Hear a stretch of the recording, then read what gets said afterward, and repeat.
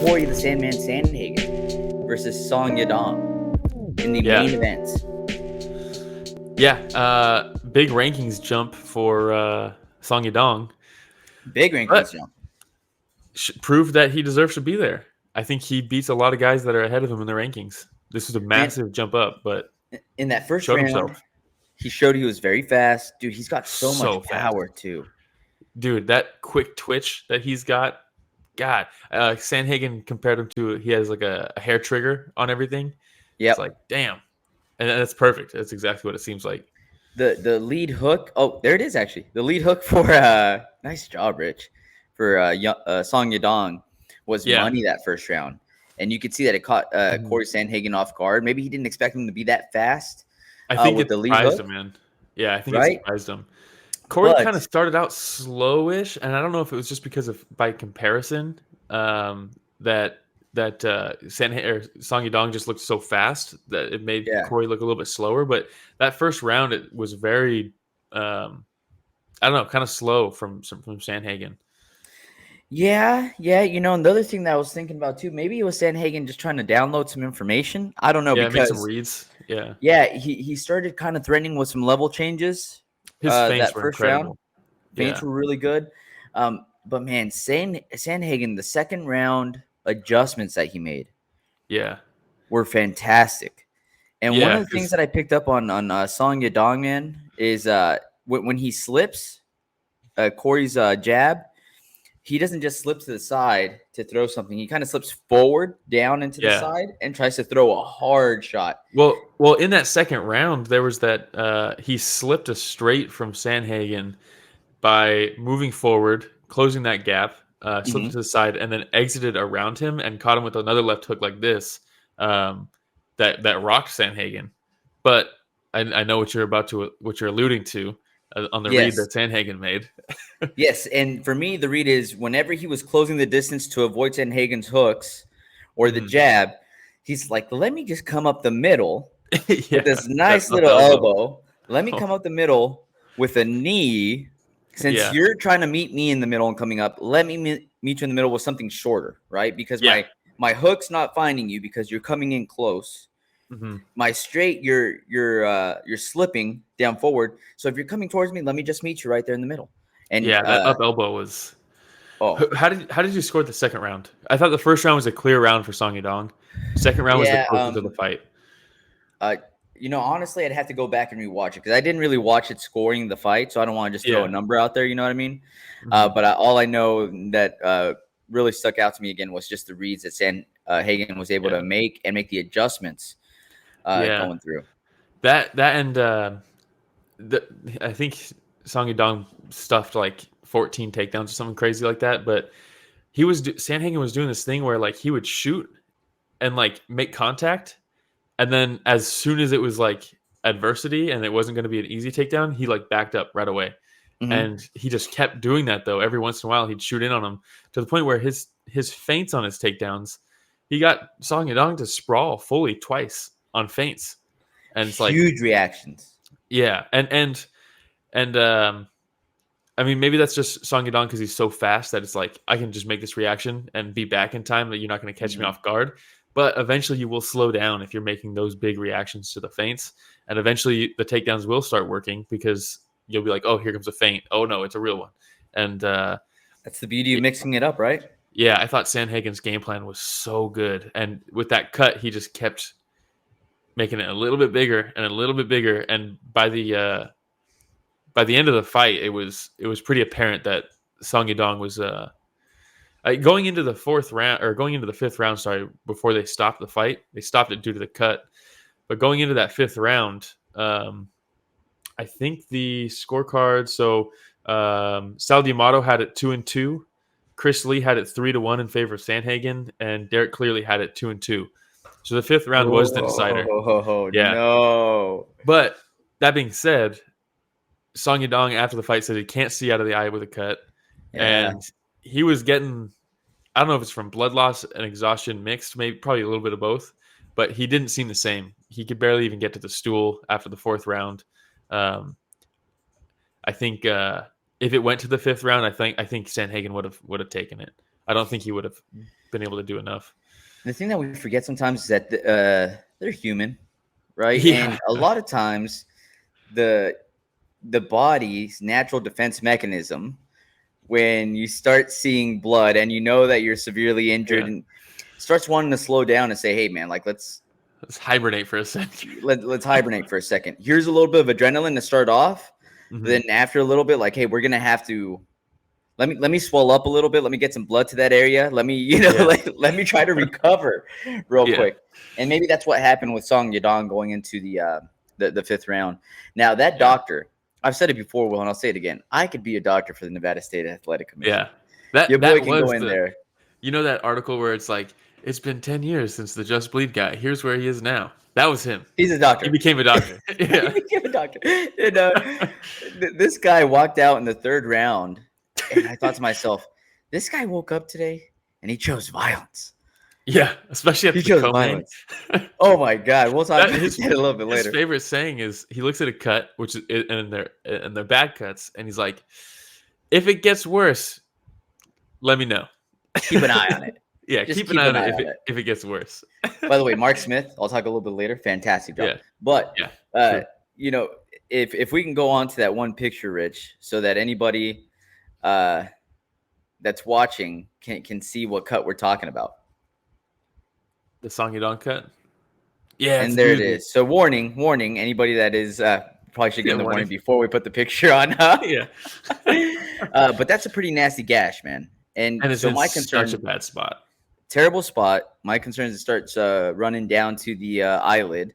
And that was kind of the doctor's concern at first. And then again, he was like, oh, that's right. I forgot I chose violence today. He's good. Cutman did a fantastic job in between rounds. I mean, he filled that thing with Vaseline. After the second round, where because it happened in the second round with the up elbow. After the second round, there was at a point the Vaseline was falling out of the cut, and I was like, "Do you want the Vaseline and the blood in his eye?" Like I mean, what else can you do? But I mean, look, that's a perfect shot right here because you see the stream of blood, and it's going right down to the corner of the eye there. And hey, shout out Ruben. Thanks for joining us today, Ruben. He says once Song's head heals, I can't wait for him to fight again. So we're a family show. An exciting fighter. He's an exciting fighter. Yeah, exciting fighter. Prove that he can be. He's better than his ranking. I think he was ranked 10 or 11 before coming into this fight. And the UFC saw how good he is, man. And they're like, you know what? I think he's ready to jump up to the top 5. Dude, he rocked Sandhagen in the second round. That left hook where he exited out the angle, he closed distance, exits out to his right, throws a left hook around him. Sandhagen didn't see it coming, and he backed right up to the cage. And it's like, if you're going to hurt Sandhagen, then you deserve to be like in the top 7 at least, top 6. I mean, you're good. He proved he belongs for sure. Yeah, and it's funny because where he's struggled a little bit in the past is the grappling, which is, I mean, he's training at Team Alpha Male, but like when he fought Kyler Phillips, the takedowns worked really well, top control for a long time. But in this one, I mean, obviously Sandhagen's not like, when you think of takedown artists, you don't think of Cory Sandhagen. But the ability to stuff all those takedowns, when he did get taken down, pop right back up. That leg trip too, most times in the fourth. Ooh, yeah, beautiful, nasty, thing of beauty. Yeah, but yeah, I think he proved himself that he's not only really good, but also still getting better. And I mean, how old is he? Like 24, 25? I don't know, man. He's 24 years old, dude. Jeez, super young. Yeah, I mean, this is one of those fights that is going to age well for Sandhagen, I think.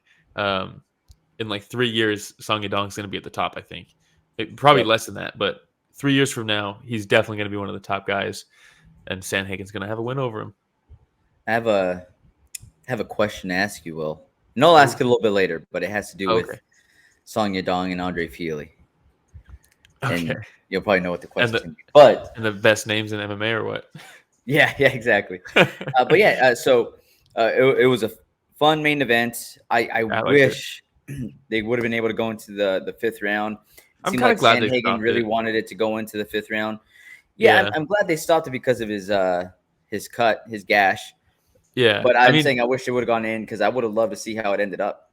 Yeah, me too. When it's tied going into the 5th, it's like, ooh, what's gonna happen? Those are the best fights. But Yeah, in hindsight, when he says that he couldn't see out of it, that's the right call.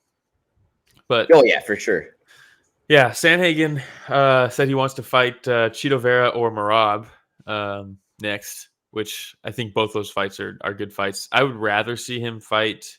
I think Chito Vera is the fight I'd rather see, style wise, but rankings wise, if I'm Sandhagen, I'm saying Merab. Let's do Merab. Merab Valishvili, yes. And that's probably either one of those. Number one contender fight. Chito Vera said, "Hey, if he wants it, he can get it." Yeah. And I think if that fight goes down, and either one of those guys wins in, decisive fashion, then maybe they just jump Valishvili. We see. Yeah. How about this? Early predictions. If he fights Merab, I think Merab might beat him. I think I would pick right now. I'd pick Merab to beat Sandhagen, but if he fights Chito Vera, I would pick Sandhagen. I don't know anybody else in the division would be able to keep up with the pace that Merab puts crazy. on. It's nonstop. Not just in this division. I'm trying to think of anybody else that just maintains that pace in any division. It's nuts. Yeah, Max Holloway maybe. Maybe, but it's just that Max Holloway is this constant pace with his punches, his striking. Yeah, it's different. It's a different pace. Merab is grappling and dirty and clinching, and it's just all the crap that a lot of fighters don't like to do. Don't want to for 3 straight rounds, nonstop from the time the bell sounds. How many takedowns did Jose Aldo stuff from Merab in that fight? Like 50? Like it was nonstop. It's nuts, man. It's nonstop. Yeah. And the thing with Merab too, man, is that we've seen him get seriously hurt. Yeah. Shout out probably come back to the year. PFL. Yeah. Yeah. Come back to the year that year against who was it? Moraes, right? Yeah. Yeah, Moraes. And so that he can face adversity too. And with his style being nonstop pressure with grappling, it's easy for him to go on autopilot and still be able to survive, But all right, looking forward to see who they put Cory Sandhagen up against. He wants to fight one more time this year. He said, "Give me somebody for Christmas." And Song Yadong, like our friend Ruben said, let's wait for that forehead to heal, and then we'll go from there. Best division in the sport right now?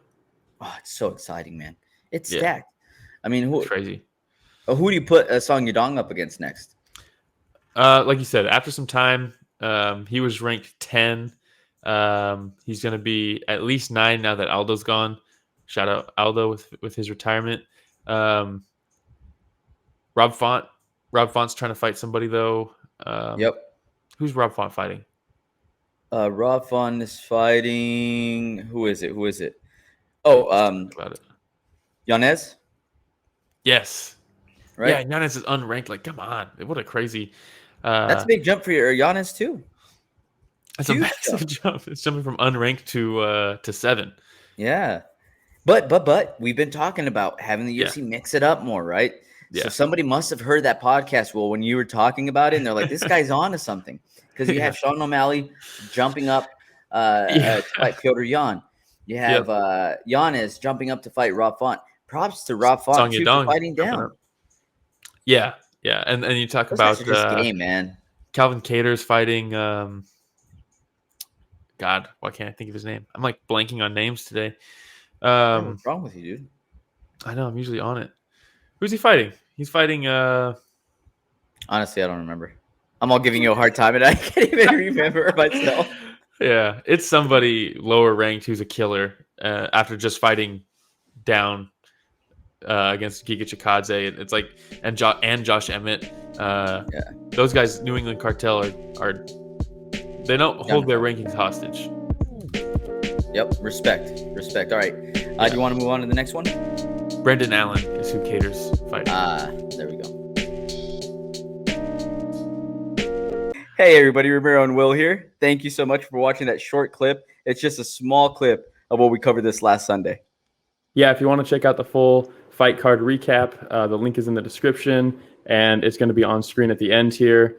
Don't forget to go back and watch our fighter interviews that we have. And don't forget to tune in live every Sunday morning at 9 a.m. Pacific, 12 p.m. Eastern, and you can join in on the fun. Yeah, don't forget to like, subscribe, hit the notification bell. It goes a long way. All right, everybody. Thanks for watching that short clip from Story of the Fight.